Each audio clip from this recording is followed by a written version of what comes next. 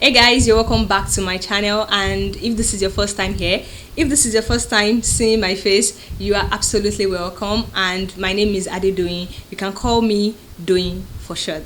Okay, so today's video we are going to be talking about some of the mistakes that you are making. Yes, you may be making these mistakes and you don't know, with regards to your natural hair, and that might be the reason why you have not been seeing growth, or you have not been seeing an improvement in the overall health of your hair. So if you want to know what kind of mistakes these things are, if you want to know what I'm talking about, then you want to do what? You want to definitely keep on watching.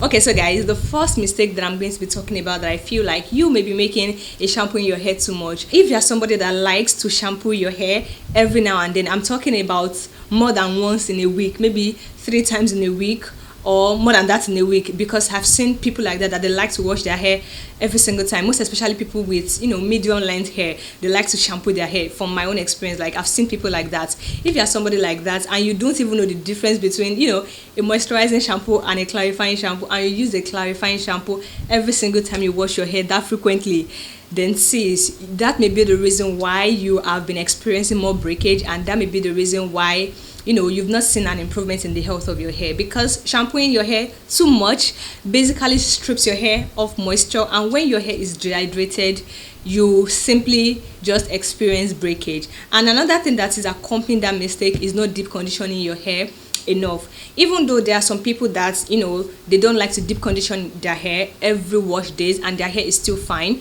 there will still be a time when you need to deep condition your hair, and that actually still boils down to you having a routine. You need to have a routine that you follow. That way you will need to know, oh, this is when I need to wash my hair, this is when I need to deep condition my hair, and that will actually take you to monitor your hair, study your hair, and know exactly what your natural hair needs. Okay, so shampooing your hair too much with a clarifying shampoo, or not deep conditioning your hair enough, I mean, these are 2-in-1 mistakes that I feel like you may be making, and this may actually hinder the health of your hair. So you need to have a routine to know when exactly you need to shampoo your hair, when exactly you need to deep condition your hair. If you need help with coming up with a routine, I have a video on that. The link is going to be in the description box, so you might want to check that video out when you are done with this one, obviously.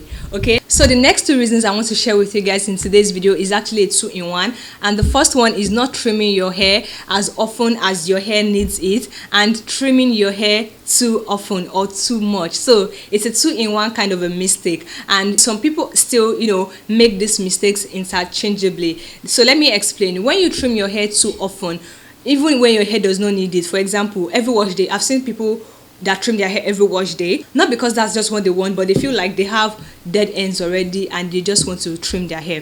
No, that is bad. That is actually a mistake. I don't feel like you should be trimming your hair too much, I mean too often. You're just going to be getting shorter hair every time, and what do you think is going to happen again? Your hair will not grow long, and you won't have length at the end of the day, if that is what you are trying to achieve. But if that is not what you are trying to achieve, you are just trying to achieve a blunt end, then maybe you can be trimming your hair as you like. Okay, but if you are trying to grow long hair, retain as much length as possible, then I feel like you should know when you need to trim your hair. You should trim your hair only when you have enough dead ends or split ends. If it's not enough, enough, I just feel like you can leave it till it is enough. If you want to see a video of how I trim my own hair, I have a video on that as well. Don't worry, I've got you on many things. The link is going to be in the description box. Then you may want to check all those videos that I just mentioned out after watching this particular video. Okay, so you want to make sure that you are trimming your hair only when your hair needs it, and that is when you have enough split ends, and that is when you trim your hair. So don't go about trimming your hair because you hear that you need to trim your hair. Trimming does not grow your hair. It doesn't grow your hair. It only gets rid of split ends, because split ends, when you have a lot of split ends, that is when you start having single strand knots, and that is when your hair starts tangling too much, and you just end up with more breakage. So that is the disadvantage of having too much split ends, and that is the reason why you need to get rid of split ends from the ends of your hair, because they are the oldest. They have gone through so many things in this world. They've gone through heartbreak, they've gone through divorce, they've gone through a lot of things. Yeah, like for real, they've gone through a lot of things, so you need to get rid of them when it is time for you to get rid of them. And this is also, subject to what your hair goes through. For example, if you have dyed your hair before, if you use a lot of heat on your hair, if you expose your hands a lot, I mean, if you wear a lot of afro puffs, and you don't protect your hair where you sleep, all of those factors actually contribute to when you need to trim or dust your hands, because it is also called dusting when you just trim a little bit from the ends of your hair. Yeah, so you need to know when you need to trim your hair, so you don't go about trimming your hair just anyhow because you've heard it from YouTube that you need to be trimming your hair. And also you need to trim your hair when you need to trim it. Okay, so I hope I have explained the mistakes surrounding trimming your hair. Another mistake people like making, I don't know, for some reason people still do this, is not protecting your hair when you sleep.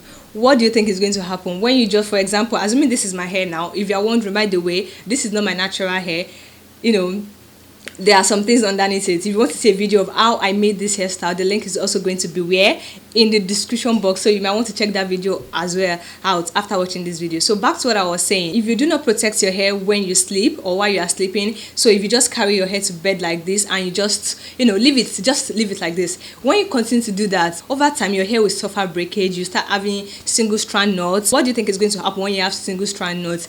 You will have to cut the ends away like that, and you are just making your hair go through unnecessary stress, and this will actually end up in more breakage than you are trying to avoid in the first place. Okay, so you want to make sure that you are protecting your hair as often as as possible. In fact, every time you want to lay down to sleep, you want to make sure that your hair is protected, either by sleeping on a satin pillowcase or by covering your hair with a satin scarf or a satin pillowcase, whichever one is easy for you, whichever one is convenient or comfortable for you. Just make sure that you are protecting your hair when you sleep. And this is actually more common with people that are just starting their natural hair journey, most especially people with TWA, people with awkward length hair. Yeah, this is actually more common to people like that, from my experience and from my interaction with other people. And even if you say you cover your hair and you just use any other material like cotton material or nets, I still don't think that your hair is protected that way,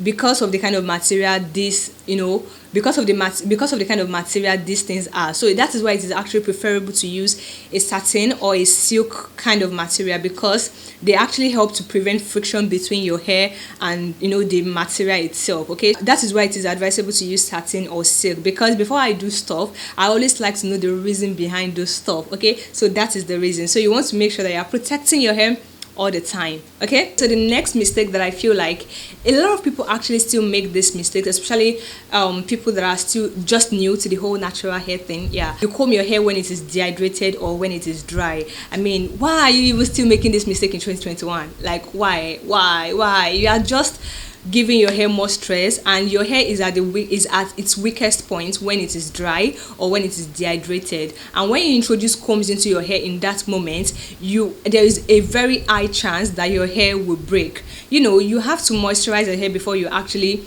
comb your hair. You have to make sure that your hair is well moisturized, because your hair is at its strongest when it is well moisturized. That way it is not prone to breakage. But if you introduce combs to your hair and you start combing your hair when your hair is dry or when your hair is dehydrated, sis, what do you think is going to happen? Your hair is going to break. And what do you think will happen when your hair breaks? You will not see length, and the health of your hair will be compromised. Okay, so you want to make sure that your hair is well moisturized. It does not have to be wet for it to be moisturized. Do you get? If you want to see a video of how to properly moisturize your hair, I also have a video on that. The link is going to be where in the description box, so check that one out too after watching this one. Okay, so that's it for this video. I hope you've been able to learn one or two things from this video to be able to help you with your natural hair journey, because that is what I am on the internet for. Okay, so yeah, let me know what you think in the comment section. Let me know if you make one or two of these mistakes that I just mentioned in the comment section. Obviously there are lots of other mistakes, but I can't cover everything in this video. Just let me know which of the mistakes that I mentioned in this video you are currently making or you have seen people make. Let me know in the comment section. I would love to read from you guys. Your thoughts matter and your contributions matter as well. If you have not subscribed to my channel, can I kindly do so by clicking on the red button right down below and give me a thumbs up, and I will definitely catch you guys in my next video. Bye.